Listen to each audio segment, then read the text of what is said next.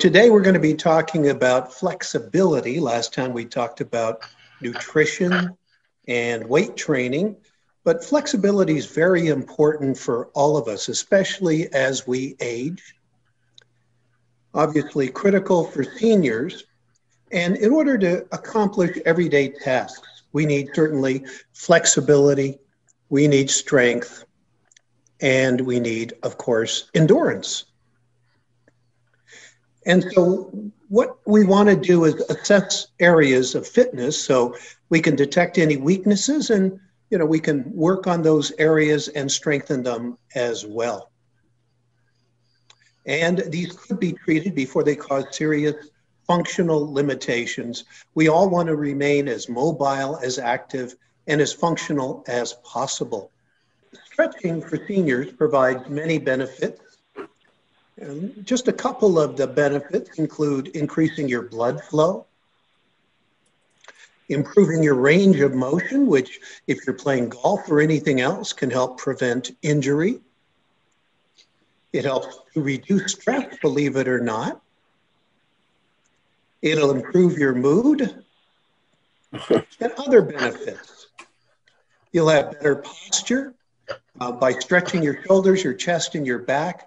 It supports proper back alignment. It also helps to decrease back pain. As we get older, we have all kinds of pains, but in particular, we seem to almost always come up with some kind of back issues, upper, middle, lower. And so with better posture, you can have less back pain, and stretching the upper leg and pelvis area lowers the tension on the lower back. And we'll be doing a little bit of that today.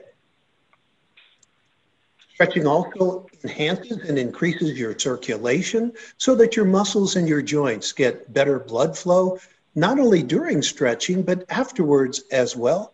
It can also help to deliver essential nutrients throughout your body to just make sure it's constantly flowing through your system and not sitting in any one place. And of course, you can get faster recovery after you work out, after you play tennis, golf, whatever it happens to be. Basically, if you stretch, especially during and afterwards, it'll loosen your muscles so you don't become stiff and sore, or at least not as much. And it offers greater functioning as well, because stretching improves your body's ability to perform day-to-day activities such as just walking, sitting, reaching, things of that nature that we need to do every single day. And it increases range of motion. How far can you move your arm, your legs, your hips, your neck? And this helps you to stay more nimble, and it helps you to maintain your balance as you age as well. If you keep stretching, it can reduce the risk of injury because the stretched muscle can handle sudden movement, such as if you trip and try to recover. It helps you recover more quickly without injuring yourself or damaging other muscles. And again, if you have more relaxed muscles, it really helps because tense muscles, it reduces the amount of oxygen flow and nutrients, and stretching the muscles out helps to relax the muscles. And finally, again, as I mentioned, stretching helps to reduce stress. If you take a few minutes to breathe deeply during a stretch or before or even afterwards, it really does help to calm you down, especially if you're in a stressful situation. This gives you a chance to focus on your body and be more meditative. So these are some of the benefits of stretching. What we're going to do, if you want to join me, feel free, if not, just observe. And I have a handout if you want it. Just email me. Very simple. My email is the number 88mlee@gmail.com, 88mlee@gmail. And it'll have all of these things that you can go through kind of on your own. But the first thing we always do is we warm up. And the way I like to warm up is with marching in place for 2 minutes. What we're going to do is we'll keep our knees parallel to the ground. So find yourself kind of an open area where you won't trip over anything. And what you're going to do is to count how many times your right knee comes up in 2 minutes. So you've got one complete cycle when your right knee comes up. Swing your arms. There you go. Swing your hips, but keep those knees up. Thigh parallel to the ground. Keep the arms moving, swing the hips. But again, count every time that right knee comes up. Pace yourself. You don't want to get too tired too soon, because we're only 30 seconds in, 1/4 of the way.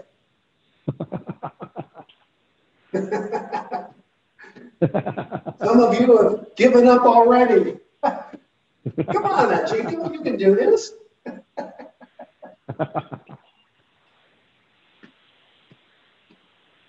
Keep counting. Background.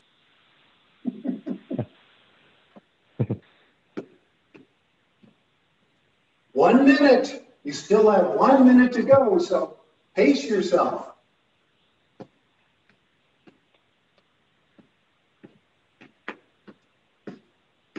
Stay on the balls of the feet. Try not to land on your heels. And don't land flat-footed. Keep the arms swinging, shoulders moving. We're just warming up. But this is also an assessment of how flexible you are. 30 seconds left.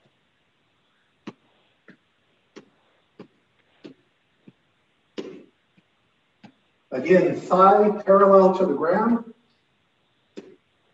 Swinging the hips, shoulders, the arms. You get bored, you can turn.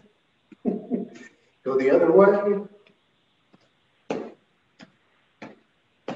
5, 4, 3, 2, 1. So write down how many times your right knee came up. So if you notice here on my PowerPoint, if you're age 60 to 79, you should be able to perform at least 68 to 115 of those marches in place. The next thing, if you want to grab a tape measure, that's fine. A couple of things you might want to have when you're doing these are a tape measure and some masking tape and a marking pen. Because what we're going to do is try and figure out, how flexible are you? You can have your shoes on or off. It's better to have them off, but I'll leave mine on for now because we're going to be doing some other assessments. But you simply want to keep your feet right below your hips. Put your hands on top of each other and then just lean forward and see how far you can go. If you don't have a tape measure, just look at your legs. Are you at the calves or mid-calf? Are you at the ankles? Are you at your heels or your feet? The other thing you can do, if you want to get more precise, and as you do this, you simply take a tape measure, put it in your crotch, same spot every time. Again, hands on top of each other. You can switch hands if you wish. And just lean forward and see how far you are on your tape measure on 26, 27. And if I pushed it, I could be at 28, but then my feet start coming apart. Try to keep your feet parallel. But notice as you come forward, the feet start coming apart. So this measures your hip, a little bit of your lower back, and a little bit of your neck and your shoulders. How flexible are you? And what you want to do is start keeping a log of how flexible you are. And after we do these assessments, I'm going to give you some exercises that will help to increase your flexibility in all of the areas that we're assessing. This is fun. The groin flexibility test. We're going to measure the flexibility in your adductor muscles. Those are the muscles right in here. That's your adductors. The outside are your abductors, but these are your adductors. So what you're going to do is sit on the floor with your knees bent, feet flat. Let your knees drop as far as possible.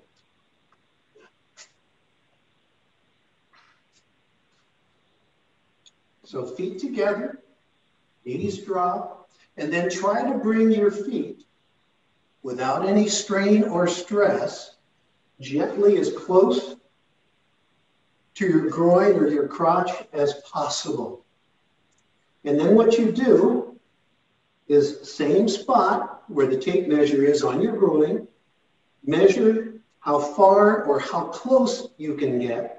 So I'm sitting at about 9 inches right now without any strain at all. So you don't want to really strain because that obviously does the opposite. It becomes more hurtful than helpful. So if you're following along, go ahead and write down how many inches you are apart. And if you do some of the stretching exercises I'm going to give you, you'll see that your score will improve as you go along. If you want a handout following along with all of the things I'm doing that you could do these at home, just email me. My email is very simple, the number 88mlee@gmail.com, 88mlee@gmail. So here's the scoring. If you're really flexible, and these are mostly for younger people, if you can get within 2 inches, your heels to your groin, you are really good. You should be doing yoga or ballet.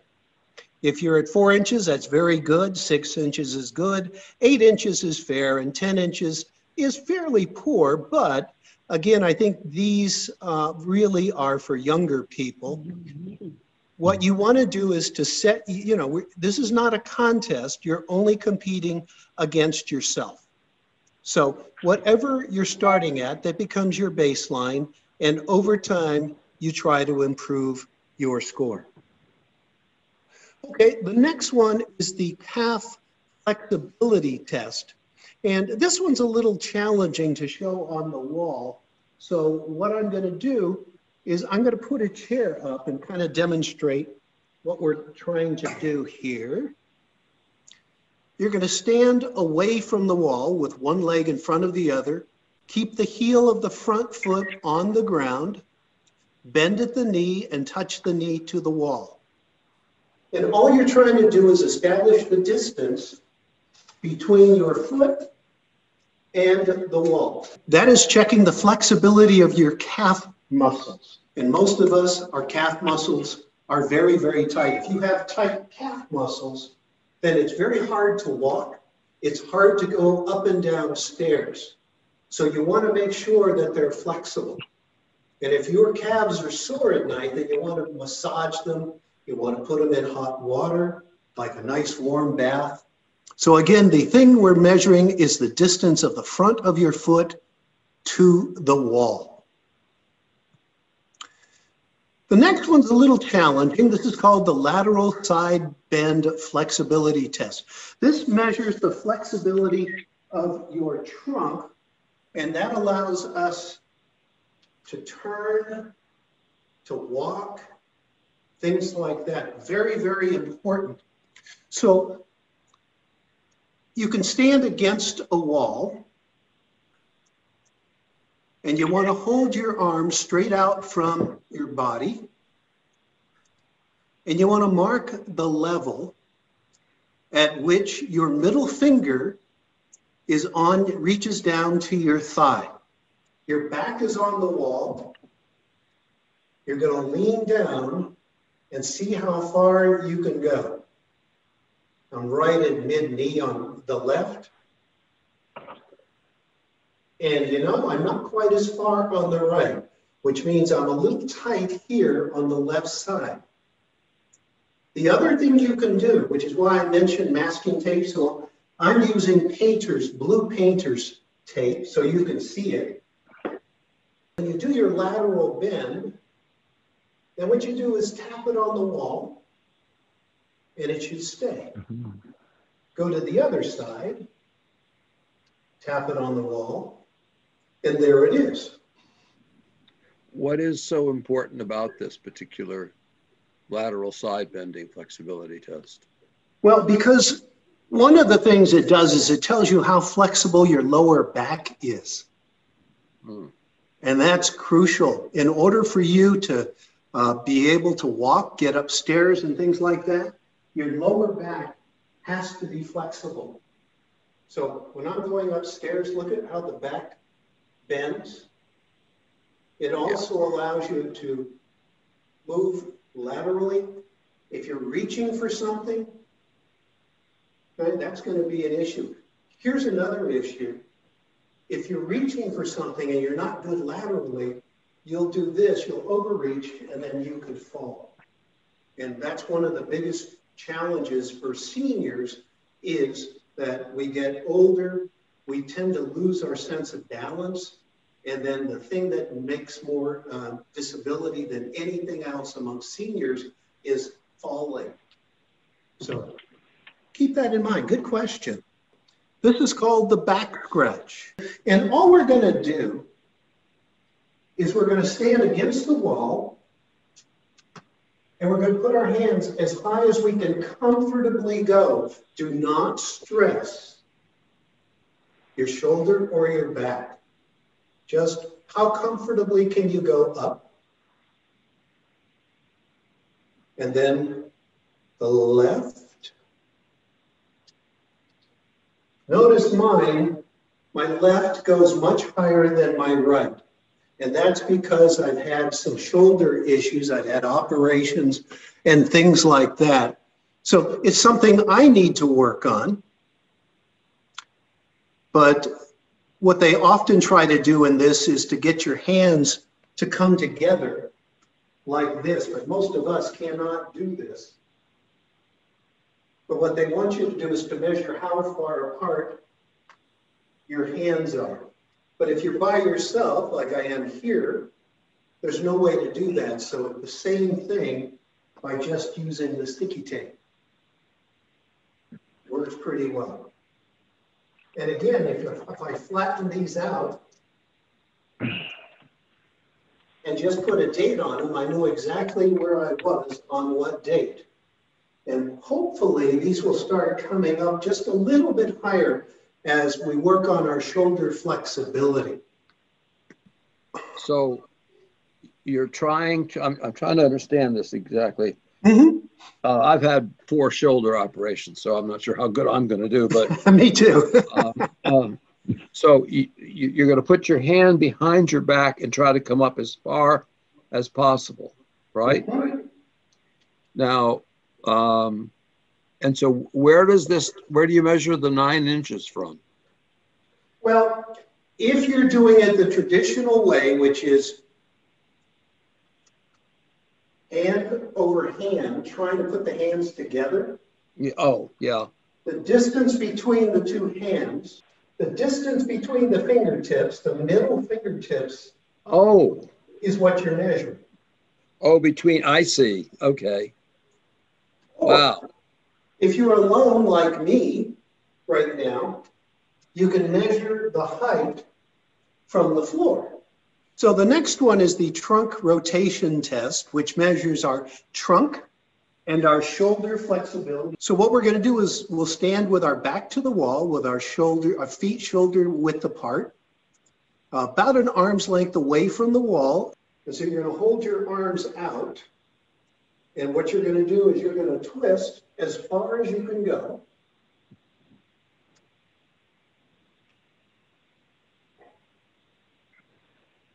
Okay. And so what you're going to try and do is put the opposite arm against the wall. So keep your arms extended, parallel to the floor, feet planted. Do not twist your feet because that's cheating.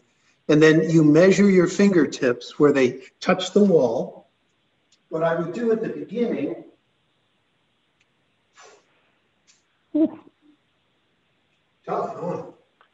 is put a center line here. Stand with your back to the center line, straight down, and then see how far to either side of that line you are. And the goal is to become equidistant to the center line. So how do we improve our flexibility? There's a number of ways to do it. First of all, shoulder presses, like you see the lady here with some light weights. Be very careful with your weights. Don't go too heavy. As seniors, it's important for us not to overstress our joints or get repetitive stress syndrome. But you can do shoulder presses vertically, horizontally. You can do front, side, and rear shoulder stretches, which means you can stretch this way in the front. Okay, side stretches, and then back stretches here. This helps to loosen up the shoulders, give you more flexibility. And if you just do them once a day, that's all it really takes. Another thing you can do is wall slide to improve the opening up of your shoulders. So what you want to do, and it's very simple to do, stand against the wall.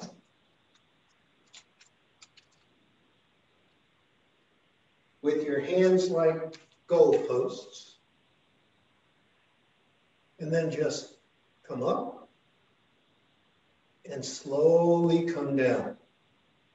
But try and keep your back against the wall. And later, try to keep your arms against the wall. Right now, if you're trying this, you probably cannot keep your arms against the wall. Because our shoulders, especially me, I do a lot of shoulder exercises and chest exercises. My chest is really tight, so it pulls my shoulders forward.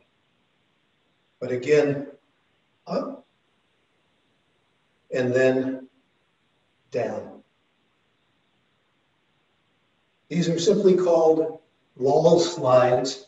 It's a very simple thing to do.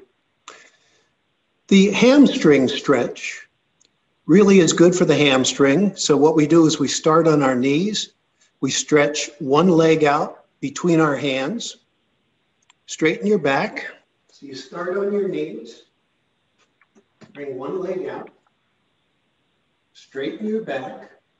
And then just lean forward. And what you feel, I feel, is a tremendous stretch in the hamstrings, which is right here. They get very, very tight during the day.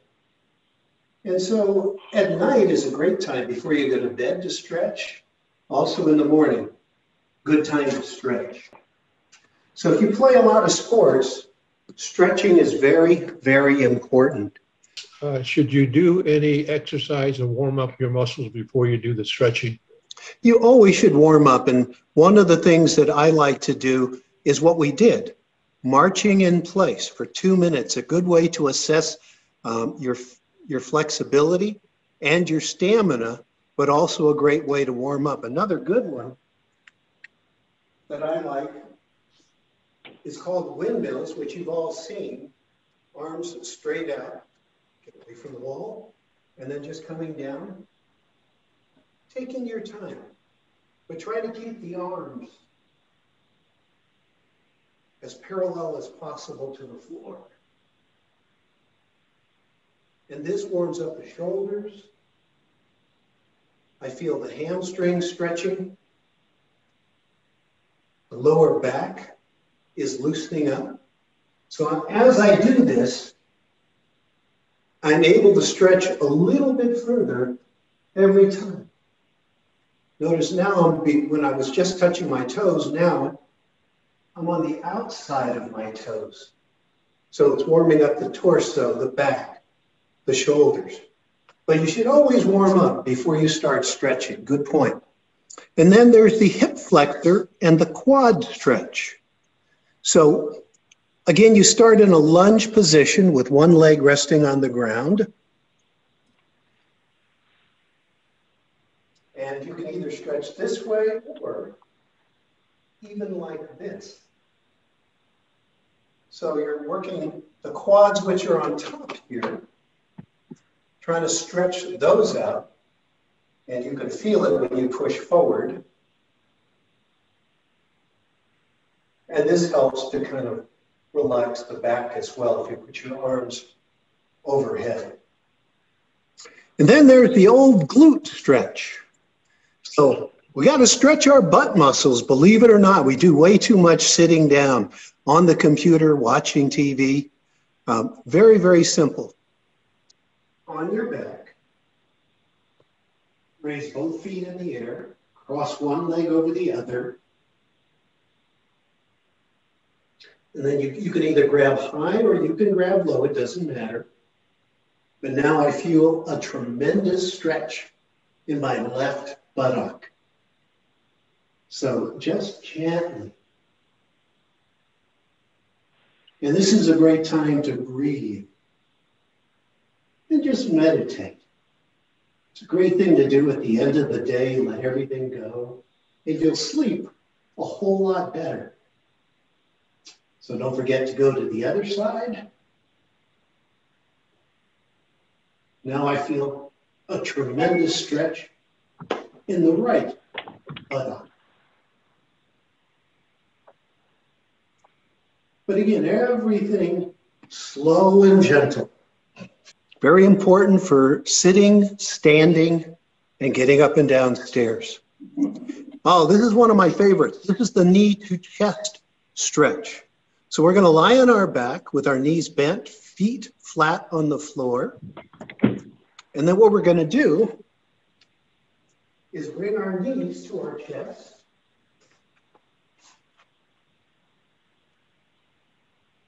So bring your knees to your chest and just hold your thighs, or you can cross your hands. And if you want an even better stretch, this is great for the back, is I like to rock a little bit. And that helps to massage my back, and very often it'll crack your back. Try that one and you'll feel very, very relaxed. It's great. If you've got back issues, this is a great one. It only takes, a couple of minutes. Do it 3 or 4 times. Just hold your knees. And then this is a simple one. This is the supine back stretch, another great one for the back. I like to keep my arms out. This lady has her hands behind her head. That's fine too.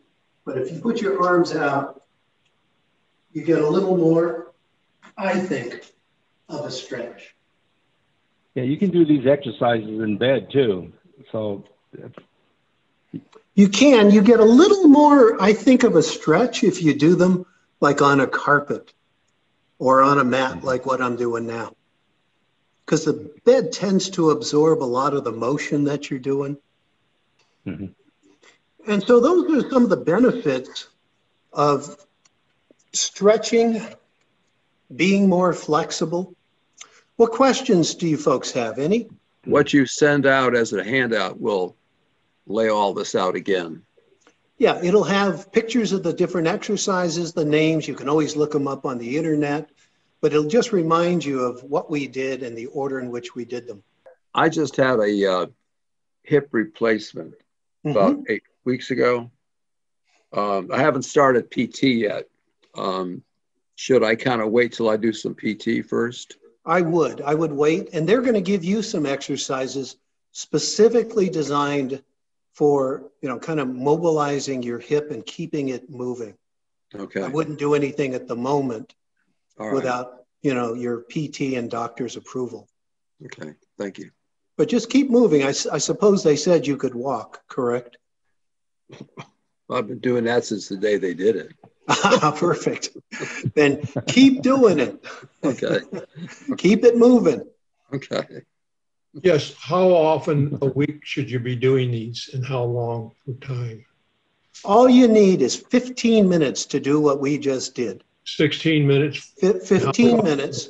And 3 to 4 times a week. In other words, every other day you can pick Monday, Wednesday, and Fridays, Tuesday, Thursday, Saturday, whatever you want to do. I like to take a day off in between any kind of exercise because it gives the body a chance to recover, relax. But you can really do stretching virtually every single day without any kind of concern. But if you've got issues like arthritis or spinal stenosis or anything like that, always talk to your doctor before you do any kind of exercise program, but they're going to give you specific stretches for what your particular ailment is. I have a question. If we get a copy of this, is it permissible to make a copy to hand out to people that request Oh, sure. it? That's not a problem. No, Okay. not a problem. There's nothing terribly proprietary about it. Any of the exercises, the names are common, which means that you can look them up on the internet. You can see videos of people doing them. They'll vary some. People will do them standing up, sitting down, legs straight, Okay. The key is do whatever works for you. Right. I think if you do it for about a week to 2 weeks, you're going to find that you really start to enjoy it. First couple of times, it's like, but after a while, you won't be able to live without it. In each one of your branches, you've got folks that know a lot about nutrition, exercise, those kinds of things. See if you can tap on some of them to do a class once a month, twice a month, and it's a lot of fun.